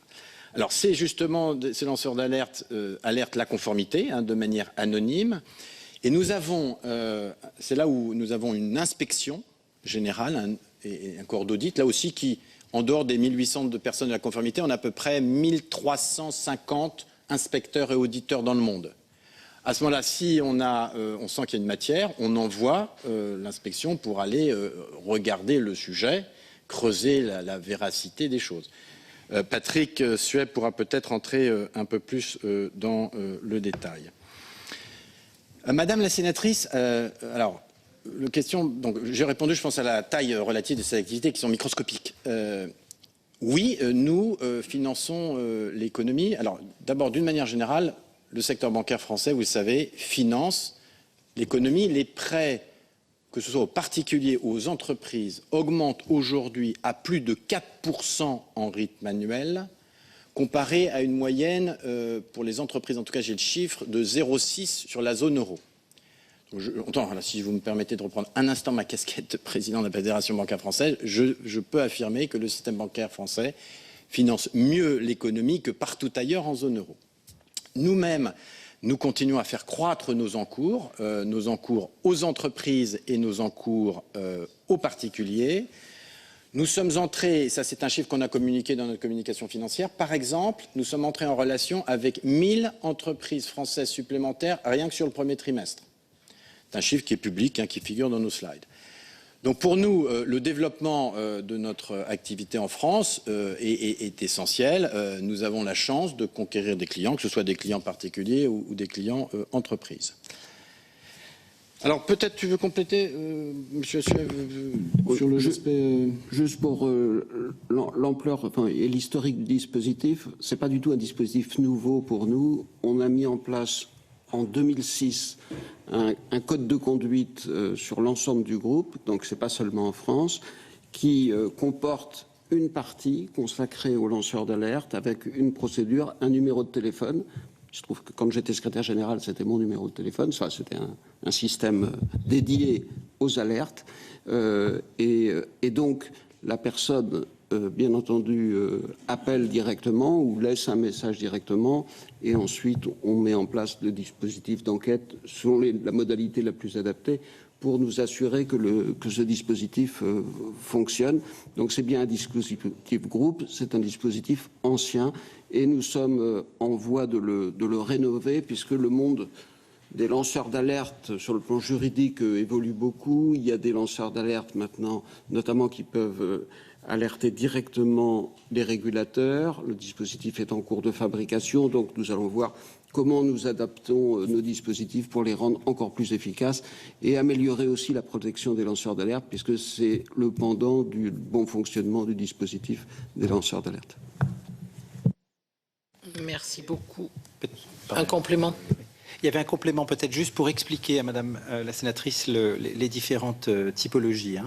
Vous avez posé cette question tout à l'heure. Donc transmettre un patrimoine, c'est préparer la transmission d'un patrimoine la plupart du temps. Donc il s'agit de regrouper en fait des actifs au sein d'une société pour pouvoir ensuite transmettre les parts de cette société à des enfants, à des héritiers. Voilà, ça c'est un exemple très, je pense... Pour répartir des actifs, si par exemple vous avez des biens immobiliers un peu partout dans le monde, vous dites ce bien va aller à telle personne, telle autre, avec une société qui est identifiée et attachée au bien, plutôt que d'avoir une société globale qui couvrirait l'ensemble des biens. Le deuxième sujet, donc, recouvre ce que disait Frédéric Oudéa, c'est organiser les avoirs, organiser le patrimoine. Les clients peuvent avoir intérêt à scinder, à organiser leur patrimoine en compartiments, et à faciliter d'ailleurs d'une certaine façon la cession, parfois en cours de vie, parfois dans le cadre d'une succession, de ce patrimoine. Donc c'est une deuxième dimension qu'on peut illustrer de cette façon. Une troisième explication, donc l'organisation de la vie des affaires, ça peut être préparer l'achat ou la vente d'un actif, donc au travers d'une société qui va venir porter une acquisition d'un actif patrimonial. Donc on peut avoir ce genre de situation. Toujours, on revient sur ce que l'on a expliqué tout à l'heure, nous allons nous poser la question de savoir, à nouveau, dans quel but ces opérations sont faites et si elles sont en conformité avec les lois, les réglementations qui doivent être appliquées. C'est-à-dire que c'est bien pour des raisons fiscales, pour l'essentiel, que le chemin se fait. Non, pour des raisons patrimoniales, Madame la sénatrice. Vous voyez, Ensuite, c'est quand même la réflexion fiscale qui est derrière la notion de patrimoine. Pas nécessairement la raison fiscale. Vous savez, il y a des gens, on a des clients, sans citer des noms, par exemple, qui sont dans des endroits où il n'y a pas de fiscalité. On peut avoir des clients à Dubaï où ils ne payent pas d'impôts. Mais la répartition, la structuration, la répartition à travers des entités juridiques qui leur permettent une nouvelle fois de céder, s'ils le souhaitent, telle ou telle société, tel ou tel actif facilement par rapport à une autre qui serait globale, avec la complexité des droits. Si vous imaginez quelqu'un qui a un patrimoine réparti dans le monde, aux États-Unis, au Royaume-Uni, etc., ça peut être plus simple d'avoir un cloisonnement de ce patrimoine, parce que les régimes de toute nature, pas seulement fiscaux, mais juridiques, attachés aux cessions, peuvent être différents. Et d'une certaine manière, ça peut être plus simple de cloisonner dans des patrimoines très diversifiés par rapport à la situation standard, peut-être d'un citoyen français qui a son patrimoine en France exclusivement. Une dernière série de questions, puisque nous nous acheminons vers la conclusion. André Gattolin et Michel Canvet ont sollicité la parole. André Gattolin. Merci Madame la Présidente. Je voulais revenir sur l'impact, je dirais, des révélations de Panama Papers et notamment concernant la société Mossack Fonseca. On a beaucoup expliqué, en tous les cas dans les médias, que l'absence de sociétés américaines ou de grands noms américains était liée au fait qu'il courait déjà depuis plusieurs mois, voire plusieurs années, des alertes d'un certain nombre d'instances américaines concernant cette société. Est-ce que vous avez eu vent, puisque vous dites vous-même, vous avez procédé au retrait, je dirais, de ces comptes panaméens? Donc ça, c'est un des aspects, parce que je ne veux pas croire que vous soyez les perdreaux de l'année. Donc vous avez aussi des informations, et qu'en la matière, chacun surveille ce qui se produit partout.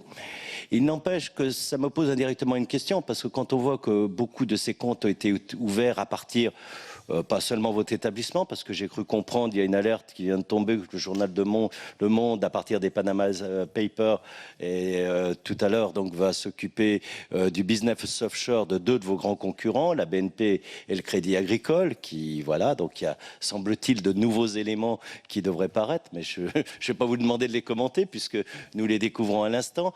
Mais j'ai l'impression que, est-ce que une grande banque quelle que soit, je dirais, la visibilité qu'on ait et le suivi, est-ce qu'elle est toujours en mesure de contrôler totalement les choix et l'activité de ses filiales? On a eu des cas de traders dans un autre domaine qui prenaient des options au-delà de ce qui, semble-t-il, leur était autorisé. Ça, c'est ma principale question. Puis la seconde question, bien sûr, cette affaire provoque beaucoup d'émoi dans les médias, dans l'opinion publique, mais est-ce que vous, en tant que Société Générale, au niveau France, parmi vos clients, et notamment les particuliers, vous avez des questions, des demandes? Et puis, je dis toujours, quand on entre dans une banque, on signe un contrat, alors on a beaucoup de lignes, nous expliquant les procédures. Est-ce qu'il n'y a pas une question, peut-être aussi, pour rétablir peut-être une confiance, si demain elle est affectée, d'une véritable charte peut-être plus lisible que ce qui est fait, parce que bien sûr, on est sous l'autorité de telles réglementations, mais est-ce qu'il ne faudrait pas dire aujourd'hui aux simples clients particuliers ou autres des petites entreprises quelles sont en gros la charte de ce qu'on fait en matière de régulation au niveau international? Est-ce que vous envisagez ce type de solution? Je vous remercie. Merci. Michel Canvet. Merci, Madame la Présidente. Notre collègue Richard Yung, tout à l'heure, évoquait le fait que ce soit de la Société Générale qu'on ait le plus parlé dans l'affaire des Panama Papers. Sans doute est-ce parce que c'est là qu'il y avait le plus grand nombre de sociétés offshore, 485 en 2011, jusqu'à 66, avez-vous dit tout à l'heure ici. Est-ce que la diminution du nombre de sociétés offshore, est-elle le fait, comme dans les établissements bancaires qui viennent d'être cités, de l'externalisation des comptes, ou alors est-ce que c'est la fermeture pure et simple? Première question. Deuxième question, sur les 66 comptes qu'il reste, est-ce que la stratégie de la Société Générale va être de les fermer complètement, ou allez-vous en conserver quelques-uns? Et dans l'affirmative, pour quelles raisons allez-vous les conserver? Et enfin, on a parlé de Mossack Fonseca, mais y a-t-il d'autres comptes offshore chez d'autres opérateurs, et quel est le nombre, s'il y en a, actuellement à la Société Générale? Merci, Monsieur le Directeur Général. Merci, Monsieur le Directeur Général. Je vais ajouter une question, mais elle complète un peu celle de notre collègue Michel Canvet. Voilà, le rôle qui est joué par la Société Générale dans la société offshore, elle est mise en place. Admettons, elle est là. Est-ce que vous avez un levier d'action ou des leviers d'action, vous, Société Générale, pour mettre fin à l'activité? Est-ce que ça vous échappe ou est-ce qu'il y a encore quelque chose qui est à votre connaissance? Voilà. Et si vous pouvez répondre à cette série de dernières questions, voilà, nous essaierons d'aller vers notre conclusion vers 13h. Alors, je vais peut-être prendre déjà la question relative à la relation avec Mossack Fonseca et d'une certaine manière, comme vous le dites, mais je n'ai pas connaissance de ces informations, nous ne sommes pas la seule banque internationale. Il y en a eu 350, peut-être qu'il y a d'autres banques européennes et françaises, ce qui montre qu'il n'y avait pas, en tout cas à ma connaissance, de dispositif ou d'information d'alerte particulier adressé à la communauté bancaire internationale. Je vais bien sûr examiner toutes les informations. Moi, j'ai un principe, si vous voulez, quand des informations de presse circulent sur... j'essaie de les vérifier. Voilà. Bon, en pratique, comme je l'ai dit, nous n'avons pas ouvert de société nouvelle au Panama avec cette société depuis 2012. De facto, donc, on est plus sur un stock de sociétés existantes que de nouvelles. Bien entendu, d'une manière générale, si ces informations étaient confirmées, on en tirera les conclusions. Et on va s'interroger, on va regarder s'il faut renforcer encore ce qu'on appelle les contrôles et due diligence sur les prestataires de services. Alors, il n'y a pas eu, de ce point de vue, pour revenir aussi sur les questions posées, alors j'ai indiqué le nombre de sociétés avec d'autres prestataires au Panama, c'est 9. Il n'y a pas eu d'externalisation. La baisse, pourquoi cette baisse? D'abord, et je pense que cette baisse, on la retrouve aussi d'ailleurs dans d'autres établissements, c'est d'abord tout l'environnement qui a changé que j'ai décrit, le renforcement des processus, de facto le fait que n'ayant pas ouvert de nouvelles sociétés, elles meurent, ces sociétés, comme on le disait, elles ne restent pas 40 ans existantes toutes, donc il y a une diminution naturelle. Le fait, je rappelle, que nous avons nous-mêmes refocalisé notre fonds de commerce. Nous avons réduit notre fonds de commerce en cédant par exemple les clients asiatiques. Le fait aussi que ces activités de services fiduciaires à des fins justement de concentration des expertises et des contrôles, on les a concentrés dans 2 endroits qui sont le Luxembourg et la Grande-Bretagne. Du coup, imaginez un client, par exemple, en Suisse, à la limite, il n'a pas forcément envie de faire le trajet et il a pu partir dans une autre banque si c'était plus commode pour lui. Donc, il y a une somme d'explications. On n'a pas été capable, je ne suis pas capable aujourd'hui de regarder l'histoire de toutes ces structures, mais le nombre, de manière très régulière, a diminué à partir du moment où il n'y en avait pas de nouvelles. Sur l'impact clientèle, à date, il n'y a pas d'impact significatif vis-à-vis de notre clientèle. Et je crois que c'est très important justement que je fasse cet exercice d'explication, de transparence, qui est diffusé en interne.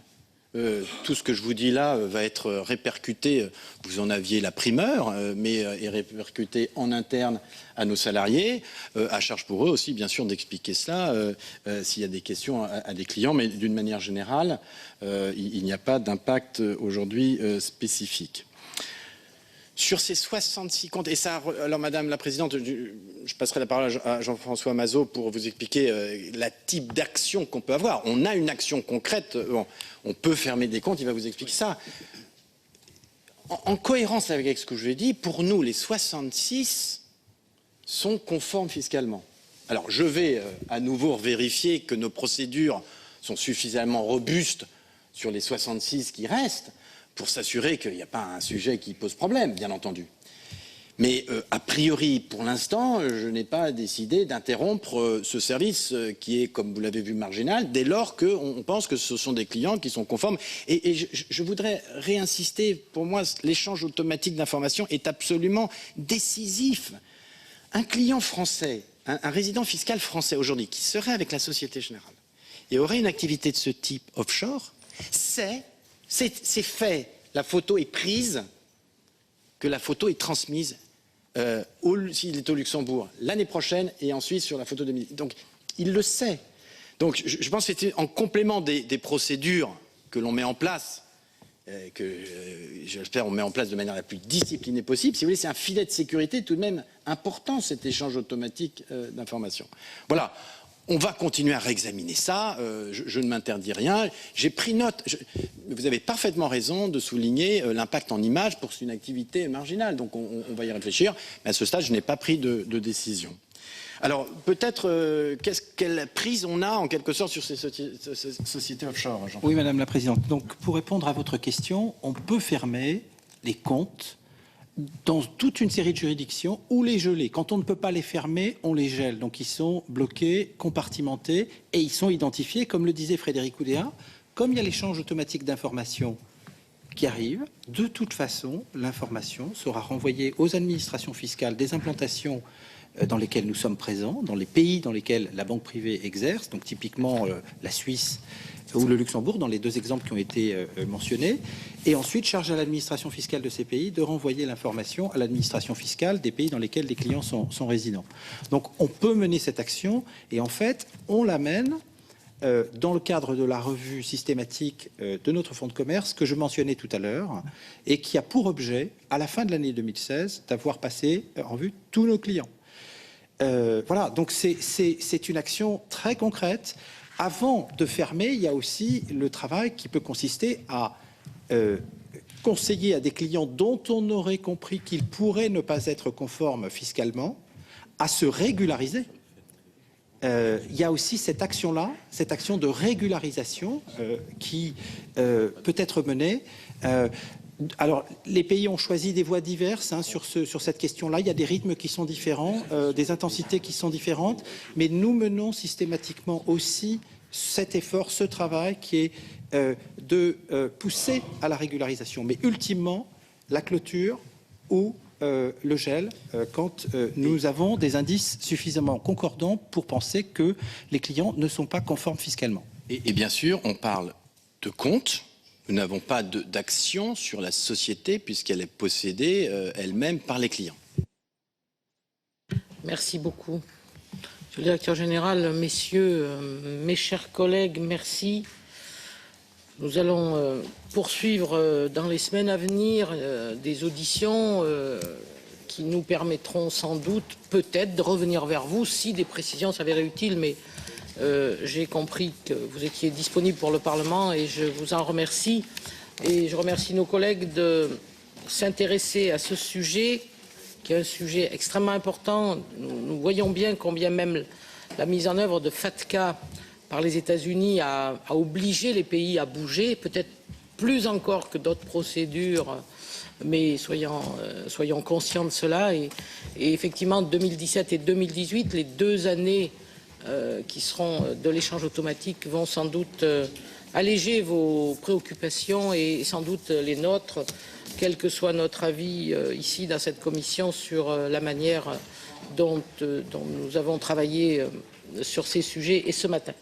Voilà pour l'audition de Frédéric Oudéa, le directeur général de la Société Générale, qui s'est donc exprimé devant les sénateurs sur la question de l'évasion fiscale à la suite du scandale des Panama Papers. Frédéric Oudéa qui finalement n'a pas été poursuivi pour faux témoignage par le bureau du Sénat. Vous pouvez toujours voir et revoir toutes nos auditions sur notre site publicsénat.fr. Très bonne journée sur les chaînes parlementaires.